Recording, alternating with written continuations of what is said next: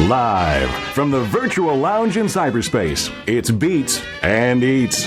A happy hour for the mind, featuring the best in conversation and pop culture. Food, music, movies, comedy, you name it. And you'll never know who'll be dropping by to pay us a visit.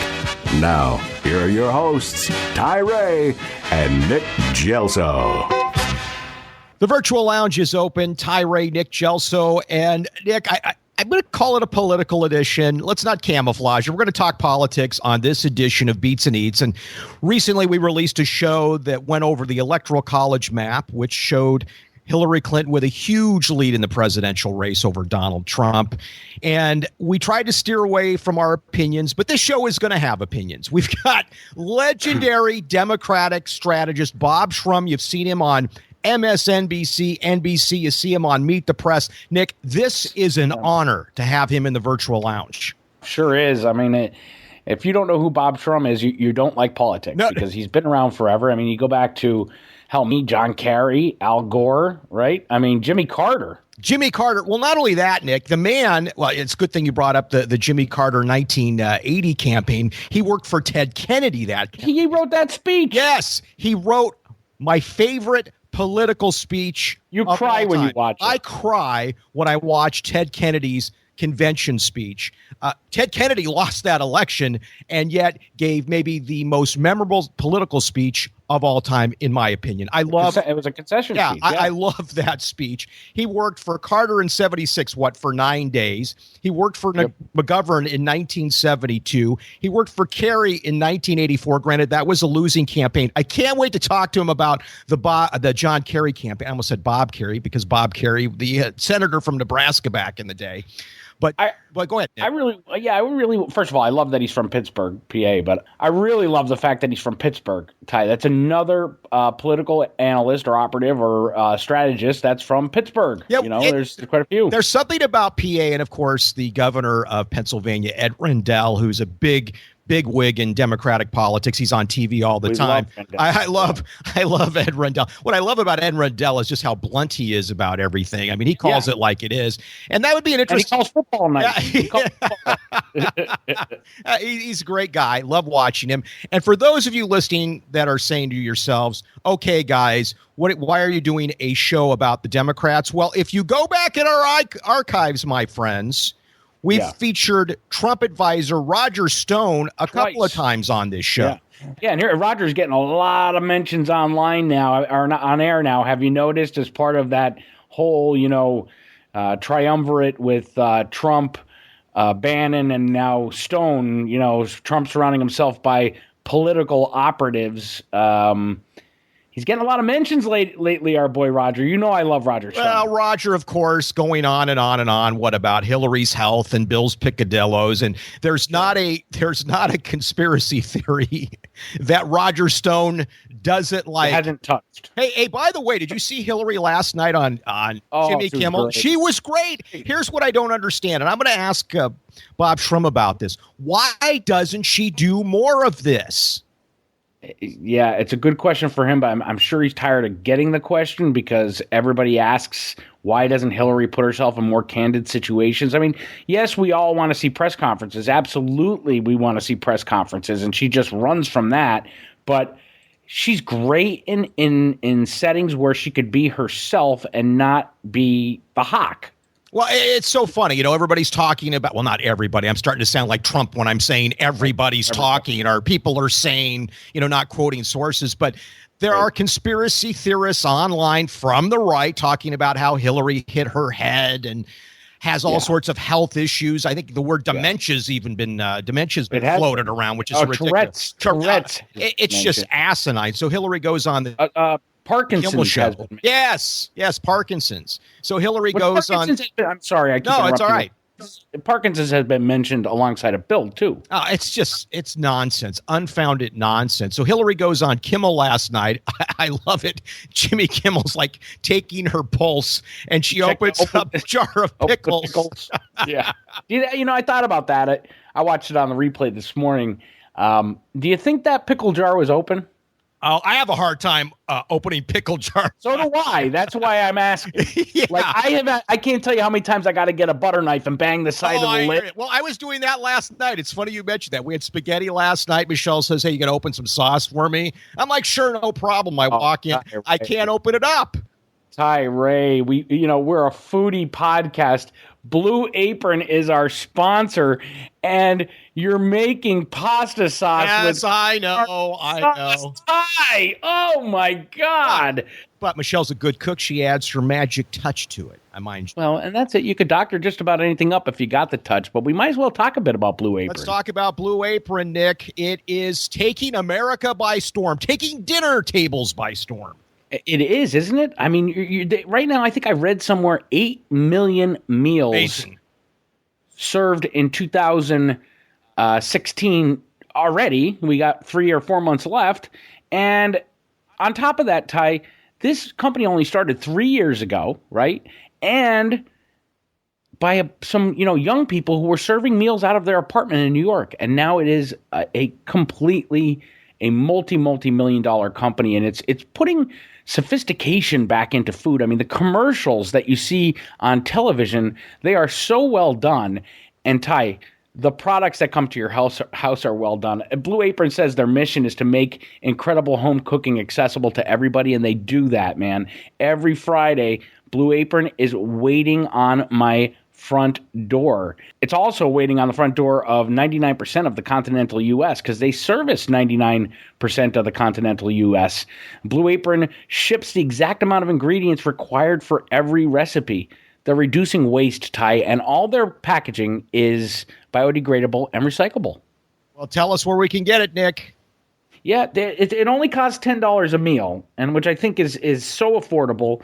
I'm yelling at you about jarred pasta, as last night I was in a real hurry, had to stop at Burger King, got a value meal number 1, and it was $10. So I could have done my Blue Apron meal, but I had cooked all of them for the week. So it's only $10 a meal, but because you're such a loyal listener to Beats and Eats, and we appreciate you appreciating us, we're going to give you 3 free meals and free shipping. Just go to blueapron.com/beats and eats. And Ty, let's get to Bob Shrum. Let's do it. Beats and Eats will return after this word from our sponsor. Hey guys, we got one? When did that happen?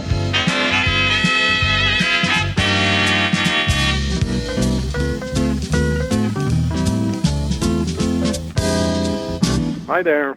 Bob, Ray, Nick Gelso from Beats and Eats. This is a privilege, sir. Thanks for joining us.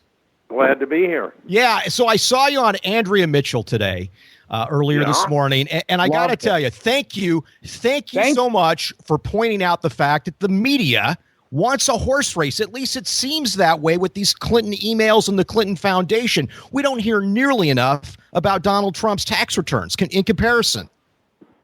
Well, I think that's true, and I think he fell behind so decisively, and he's still in a demographic cul-de-sac, that I think it's instinctive on the part of the media. I don't think there's conscious bias, but I think it's instinctive to try to make a horse race. And Andrea Mitchell's a good friend of mine. I have a lot of respect for her. But, to just put the Trump stuff out there, for example, on health, and not say there's no foundation for this, you can't just do it once. You have to do it every time you say that. Every time you do the health stuff, you have to say there's no evidence for this. Nick and I were just talking about Hillary on Jimmy Kimmel Live last night. That was fantastic. And she was great. She was fantastic, Bob. Why doesn't she do more of this? I don't know. She should do a lot more of that.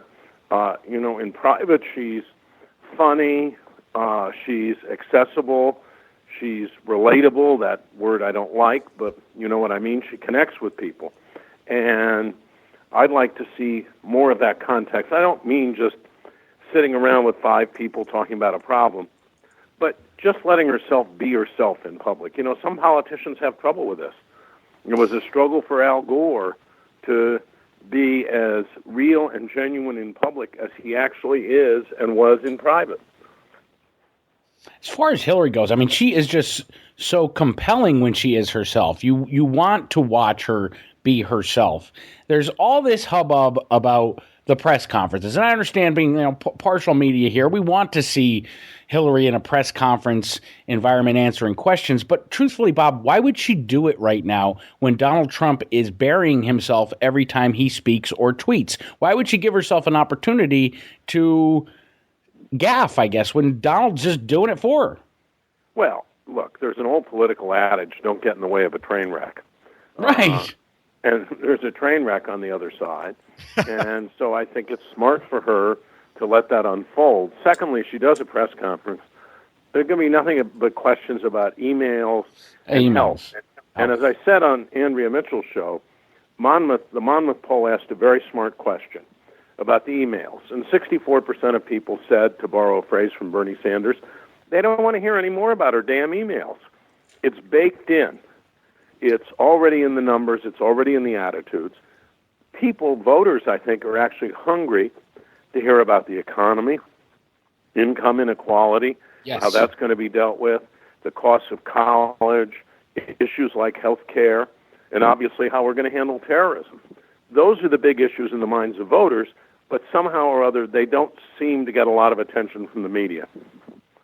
Is it because you're saying voters want to hear that, and I believe that voters want to hear that, but the media has become so entertainment-driven that, are they marketing to non-voter? I don't know how to ask the question. I think you're getting across what it... Yeah, look, there's a certain tabloid quality to some of the coverage. And the mainstream media is striving to catch up with cable and the new outlets, and everybody's fighting the internet, I think, as they put it, eyeballs, or in your case, ears. Yeah. So the Donald Trump story is fascinating to people. Now, Trump has pivoted, as far as I can see. He has pivoted. He's pivoted deeper into Breitbart darkness. Yes. And I don't think it's going to help him. He's got a fundamental barrier, which is that people believe he is unfit to be president. 60% plus of the American people believe that. And that's what he's got to deal with, and he's not going to deal with it by sounding like a bully boy talking about Clinton emails, saying she should go to jail, calling it a crime. That's just preaching to his base, and it's going to drive other voters away. Is there any truth to, let me ask you this way, as the expert that you are, you're a legend, Bob. I'm not going to put it sideways here. I sound like a fanboy, but it's true. And so my question, I guess, is has Donald Trump detrimental? We know he's probably hurt the Republican Party, but has he helped the electoral process because he's brought in much more attention from just about everybody to this election? It's almost like it's a reality show in a certain way, which is scary. Has he helped in that way? I think he's debased the electoral process. He's accelerated the trend toward a kind of unserious politics. And the problem with unserious politics is there are serious issues in the world that have to be dealt with. And the fact that about 40% or 38% of the American people would consider or say they would vote for Donald Trump is actually scary. We live in a dangerous world. We live in a world with big challenges. And another Republican candidate, Jeb Bush, I think would have been much more competitive with Hillary Clinton. And although I disagree with Jeb Bush, for example, he would have been a serious and plausible president. Donald Trump is not a serious and plausible president. Now, it'll be very interesting, assuming that Hillary Clinton wins, to see where the Republican Party goes. Do they go in the direction of another Trump, although I don't know who that would be? Do they move further to the right, believing Ted Cruz's argument that they should have nominated someone who was what he calls a true conservative, and then hidden voters, these mythological hidden voters, would have come out of the woodwork to vote for him? Or do they try to have a Clinton 1992 moment where they resculpt the party so it can again appeal to moderates, independents, the rising American electorate of millennials, Hispanics, women, and African Americans? You got Trump out there saying he's giving speeches to appeal to African Americans where he's saying insulting things about them. Insulting them. Yeah. And he's giving speeches in all white neighborhoods. Yeah. Oh, yeah. And all white audiences. Right. Could that guy? I mean, I know we need to talk the Democratic Party and Hillary, but could that guy for the GOP be a Paul Ryan, a young, he's a compelling character. I mean, I know young people really do like Paul Ryan. Could he be the guy? He would be an interesting choice. That would be doubling down on traditional Republican economics, cutting entitlements, privatizing Social Security and Medicare. I think as people came to grips with that, he would have some real difficulties. But at least he would be a plausible president. People could look at him and say, okay, the guy's qualified to do the job, even if I disagree with him on certain things. There are other Republican alternatives. I mean, John Huntsman, the former governor of Utah, ambassador to China, who ran a not very successful campaign in 2012, I think could very well think about this again and run.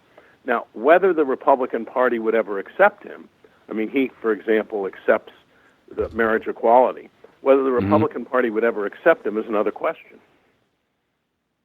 Well, I think the Republican Party, I'm no expert, but I mean, I think it would help them to get a little bit to the middle a little bit and cater to the millennials and the more. It seems like the general population are for these more moderate issues.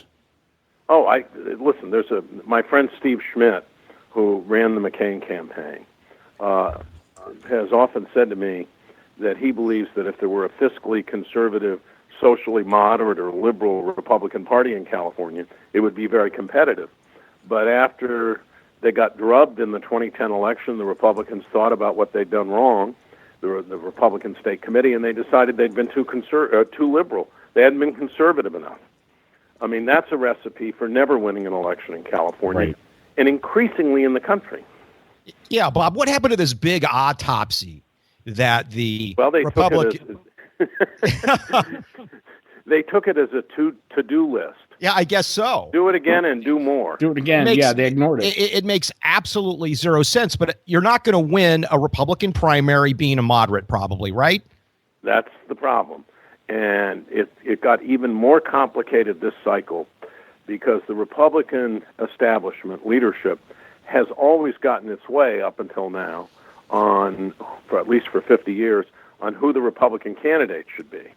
It got increasingly difficult. It took McCain a long time to sew it up in 2008. Romney, for heaven's sake, had to go all the way to the end of the process against someone as ridiculous as Rick Santorum.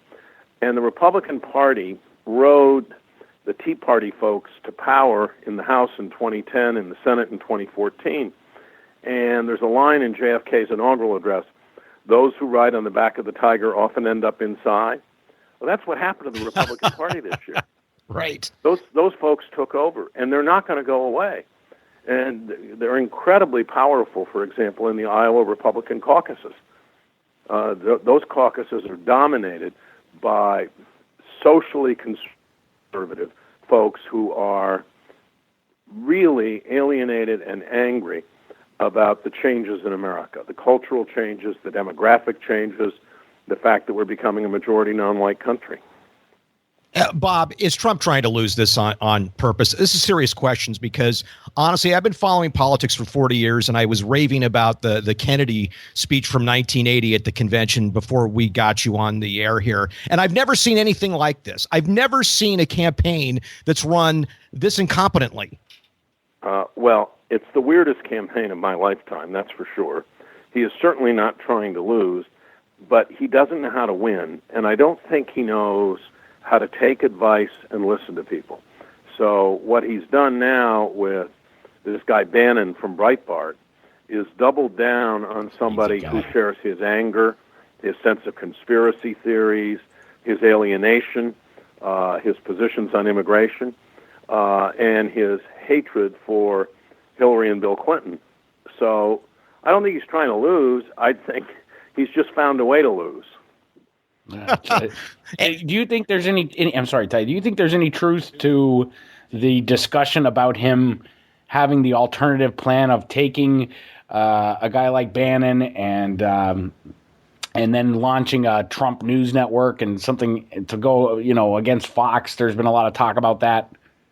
He'd have to have the money he claims he has. Well, claims, right. To do that. And I don't see a lot of banks loaning him money to start that kind of enterprise. But look, Breitbart is a powerful force on the alternative right. I prefer to call it the far, far right. And Trump coming out of this, if he doesn't win, I think will be a continuing presence. He'll have probably an unfortunate impact on public dialogue in this country. But I think starting a network, I mean, everybody talks about Ailes and the role he played in creating Fox News. Well, guess what? Without Rupert Murdoch's money and investment, that couldn't have happened. So Trump has to come up with a lot of change to try to do this. Hey, Bob, I actually heard your name mentioned by, I think it was a Trump surrogate the other day. I'm not kidding, because they were referring, they were referring to the 2004 KYRIE campaign, and they, of course, threw the word pivot in there, which is the word of the week. So am I. How you guys pivoted in 2004 to close the gap. Do you see any comparison between KYRIE's pivot in 2004 and Trump now? No. I didn't think so. It's a ludicrous comparison, and there really wasn't a pivot. What happened was that KYRIE so overwhelmingly won the first debate that he not only closed the gap with Bush, he went ahead. And on the Friday before the election, we were still ahead. And then came the Osama bin Laden tape. That's right. Which was very, very helpful to Bush. That's right. I remember that. It was like it came out of nowhere. Absolutely. I don't know why they're making that pivot comparison. I have a question that I wanted to ask you if I ever got to meet you, Bob, which is the 80 convention speech. Nick and I talked about it before getting you on the air. It still brings a tear to my eye. What were your thoughts when you were writing that? You were so much younger, so incredibly idealistic. It still resonates today. I'd like to hear about it a little bit, if you wouldn't mind indulging us. What I always say is that I helped on that speech. Kerry Parker and I worked on that speech. I did a first draft, and we worked on it. Senator Kennedy worked on it. And, for me, the frustration of the 80 campaign was that once the hostages were seized in Iran, President Carter said, I can't campaign. I have to stay in the White House and focus all the time on freeing the hostages. That ultimately actually hurt him in the general election, but it got him off the hook in the primary. So we never had a debate. We had a vigorous campaign, but the country never really got to see Kennedy as I hoped he would be seen, and I think as he hoped he would be seen. And so, that speech, it's like every speech, you work at it, but it was a labor of love for the people who were involved in it. And he had a superstition, by the way, that the prompter was going to break. Because when Orville Freeman was nominating his brother at the 60 convention, the prompter had broken. And Freeman had no text, so he just lost his way. Was underneath with the prompter operator down in the bows, and I was sitting on the steps right next to Kennedy. You couldn't see me because of the balustrade. That's great. And if the prompter broke, I was supposed to say, for example, page 17, middle, and then he could just flip to it because we had a book that that had the page numbers all indexed, and it was an amazing. At the end, you knew what had happened. I mean, it wasn't just Kennedy delegates, it was Carter delegates, it was everybody in that hall. And he became, although not the nominee, the voice of the Democratic Party. He also offered a way to go after Reagan, not with a sledgehammer, but with a stiletto and with humor. And anyway, it was just an amazing moment. I think of 2008 in Denver, which was his last speech to a Democratic convention and his second to last speech ever. And the big thing, he was determined in that speech, he wasn't going to use the word die because he wanted people to look forward in hope. And so the end of that speech became, the dream lives on. He was a great friend as well as someone I worked for, and he was a very generous person to me.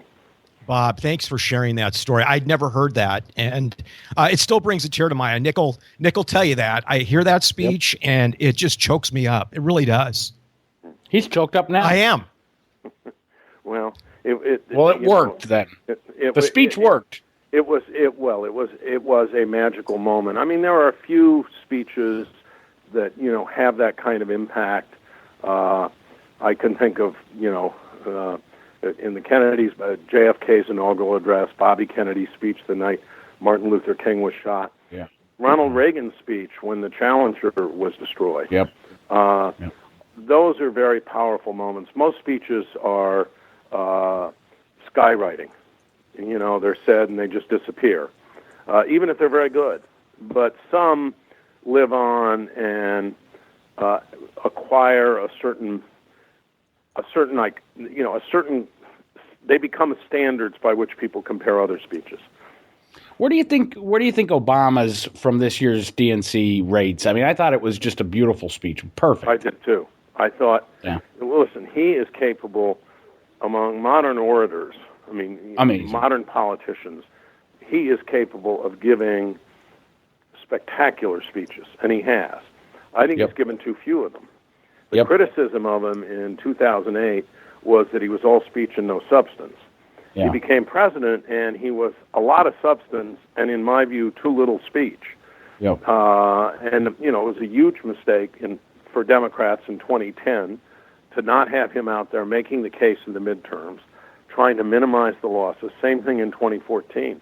One of the things Hillary Clinton, if she's president, has to do, unless she wants a 2-year presidency and 6 years of frustration following that, where she has to rely on executive orders to do anything, we have to adopt as Democrats not necessarily a 50-state strategy, but an every election strategy. And that becomes particularly important in 2018 because you're also going to be electing state legislators and governors, and those folks will be in charge of reapportionment in 2020. Right now, the House is grotesquely gerrymandered, and the first chance to undo that is going to come in 2020. So you got to really, you got to finish this election, assuming if she wins it, and I think she will. But then I think you got to govern the country, and at the same time, really invest in the 2018 midterms when the Democrats have 25 Senate seats up and the Republicans only have 8. Yeah, well, I know we're going to let you go. You're a busy man, but sticking on Obama for one more question. In your expert opinion, I have this argument often especially with Republicans, obviously, Obama's presidency. I happen to believe in decades to come, it's going to be remembered as such a turning point, such a great, successful presidency. Where do you believe Obama, or how do you believe he'll be remembered in history? I think he'll be remembered as a great president. There are certain skills that you wish he had more of. I mean, he doesn't have a lot of interest, for example, in getting to know or schmoozing members of Congress, and that's something a president needs to do. But it's very hard not to look at this record. Health care, financial reform, what he's managed to do on immigration, preventing us from falling into a Great Depression, which we almost did, and and the Iran deal. And not to say this is a presidency of truly extraordinary achievement. Now, one footnote, it's very important for him that Hillary Clinton win this election. Because if Donald Trump does, the first thing he will do is try to undo everything Obama did. Yep. Marriage rights. I mean, there's so many. So the list goes on and on. What he's done on gay rights and what the Supreme Court finally did with the marriage decision, that's all historic, and it will be remembered and written about in history books. He's got a significantly higher approval rating. He's over 50% than Harry Truman did when Truman left office. But I think there will be something of the Truman effect after he's gone. Truman at the time nobody thought of as a great president. Today we do. And I think that's going to happen with Obama. I agree. Bob, thanks so much for your time. This has been an incredible privilege, very exciting for me as well. Enjoy it. Yeah, hopefully you'll join us again at some point. Yeah, we'd love to have you back. Awesome. Thanks, Bob. Take care. Bob, thank you so much. Okay, take care. Bye-bye. Bye-bye. Ty, I think I'm going to say it this time. Yeah. I'm going to just come right out and say that was effing cool. Yeah. That was so cool. The man's a legend. And I don't care what side of the aisle you're on, whether you're from the right or you're from the left. Bob Shrum is a legend. He calls it like it is. He's worked on so many different campaigns, presidential campaigns, Senate campaigns, gubernatorial campaigns. And the man speaks from his heart, Nick. And he made you cry. Yeah, he did. Because the story of the convention speech from 1980 is an incredible story, one I had never heard before. We're talking about the Ted Kennedy concession speech at the 1980 Democratic Convention. And I dare any Republican who's listening to this show to go back and listen to that Ted Kennedy speech in 1980, and you tell me if that's not a great speech. You may not agree with some of the content in it, but it was powerful stuff. Listen, I'm no fan of Ronald Reagan, as you know, Nick. But I certainly admired the man and his ability to convey a message, and he was a great speaker. I can be that objective, and I would hope Republicans could do the same thing when going back and rating the great speeches of all time. And Kennedy's, to me, is tops. I don't want to drag this show on because it was too good in what it was, but I will say this.